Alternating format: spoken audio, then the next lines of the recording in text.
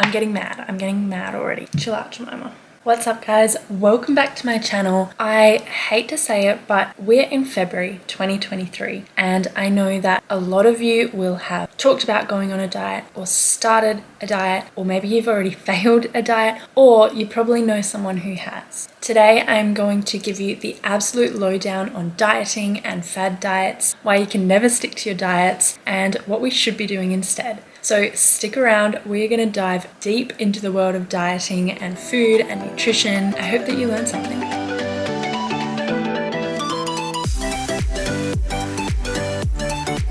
I did a very quick Google search, okay, but it seems that the first diet was somewhere back in the 1800s or something, and this guy created it, and it was some variation of a low carbohydrate diet. Surprise, surprise. At some point between the 1800s and now, dieting just absolutely took off. I think that people started to realize that women were unfortunately desperate to be thin and you could profit off that. So more diets just kept popping up. Even now there's new books released all the time, and it's just the same old diet with maybe a couple twists and a new name. The problem with this topic is that it is actually huge. Talking about dieting, there is so many nuances and just things you have to consider. It's a massive topic, so obviously we can't cover everything today.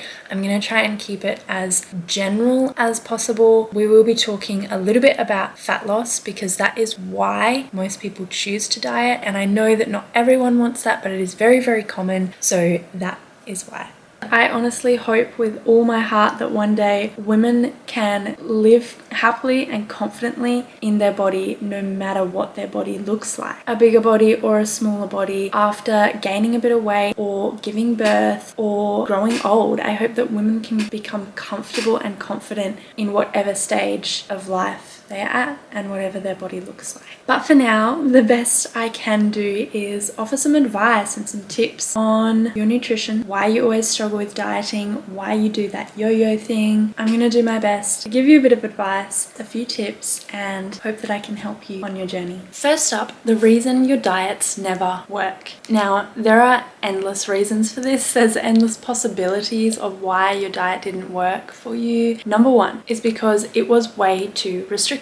A lot of the fad diets going around and a lot of the internet tips or like myths, I guess, are really restrictive, really drastic changes like cutting out carbs altogether or cutting out sugar altogether, only eating one meal for the rest of your life. I don't know. Look, they are way too restrictive. You might start feeling motivated because you feel like you're going to reach your goals and you feel like you're gonna feel really good going on this diet.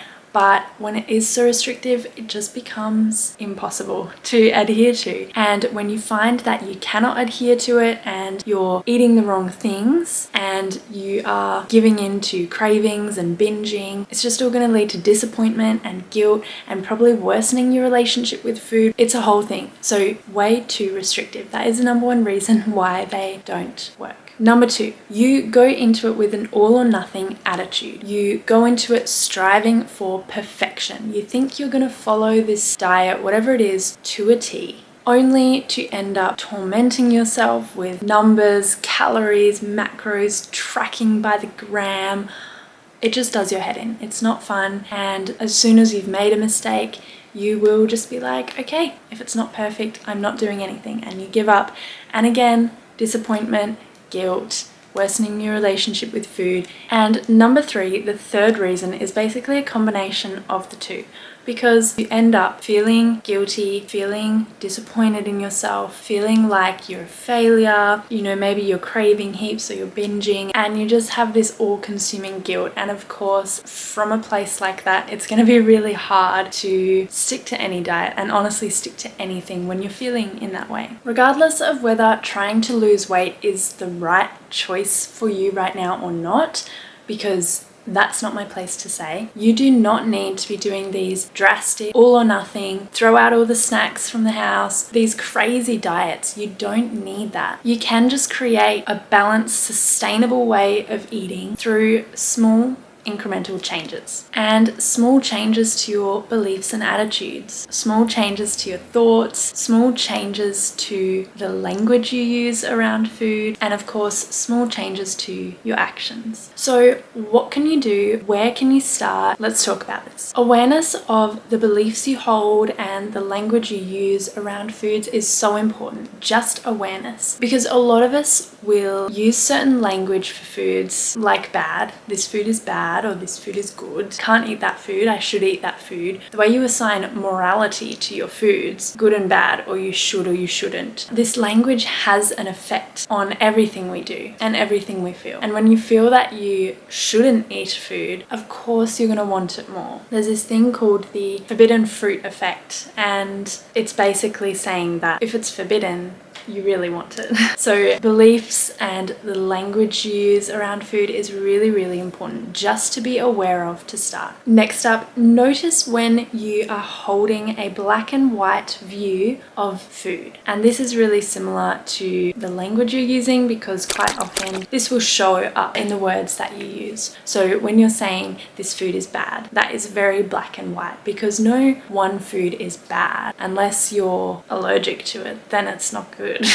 But using this black and white, this dichotomous thinking where it's good or bad, yes or no, should or shouldn't, it can be really damaging to your relationship with food and the way you feel around food, and it can affect what you crave and all of this stuff. So again, just notice. You don't have to do any big drastic changes yet. Remind yourself that there's all the grey in between.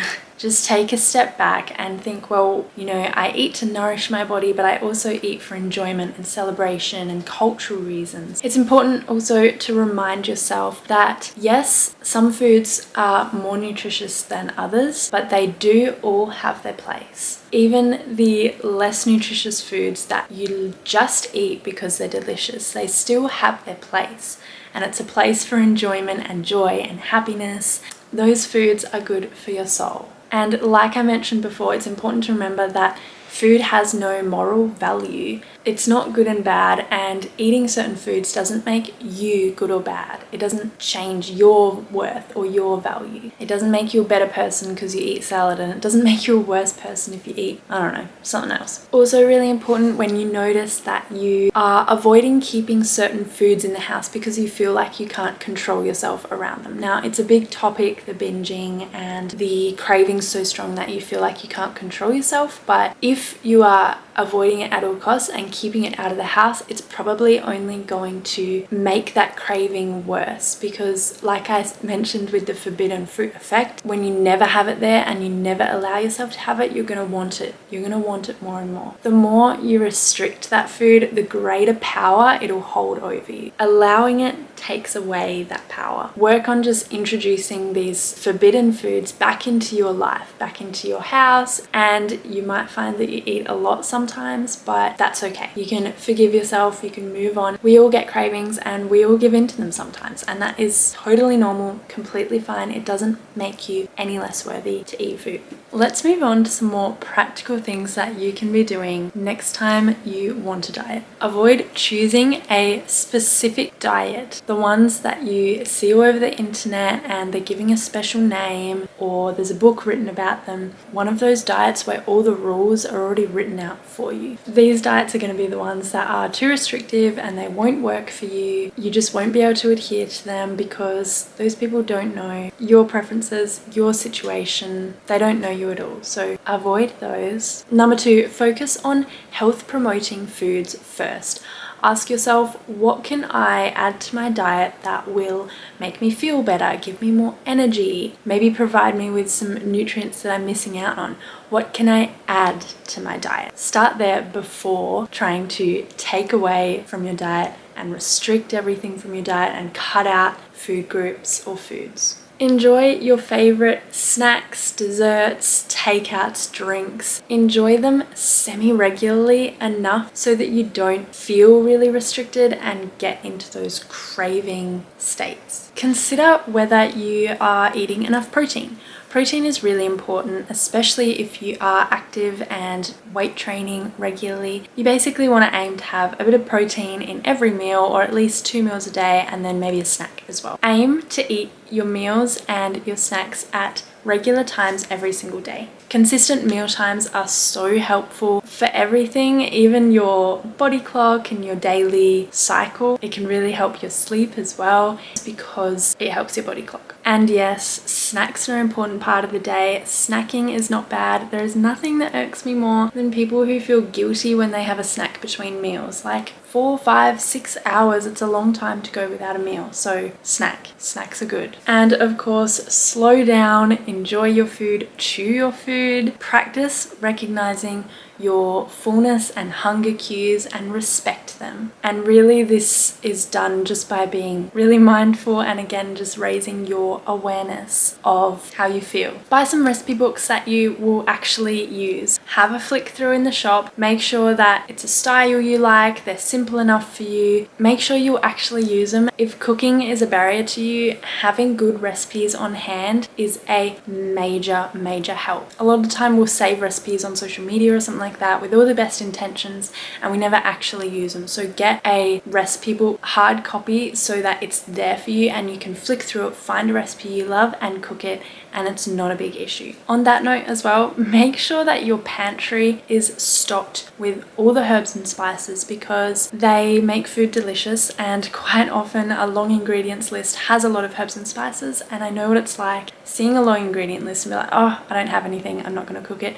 If you've got half the stuff in your pantry already, you'll be good to go. If you are trying to lose fat, consider how much energy you are consuming and how much energy you are expending. You don't have to get it down to the exact numbers, but just being aware of this. And if you do train regularly, you need to be fueling yourself appropriately for that training, because if you're going to training and you're just sluggish and you have no energy and you're feeling worse afterwards, then something's not right here. Educating yourself on how many kilojoules or calories you need to survive plus how many you need for your training is so important. And I'm not saying that you have to track your calories and count them. That is completely up to the person. And of course, on the flip side, it's also really helpful to understand how many kilojoules or calories you usually consume, because there is not much point in understanding how much you need if you have no idea how much you eat. So again, it does not have to be exact. You don't have to count calories, but just having an idea in your head, a ballpark, can be really helpful, because there's a pretty good chance that when you normally try and diet, you're trying to cut out way too many calories and you need a little bit more.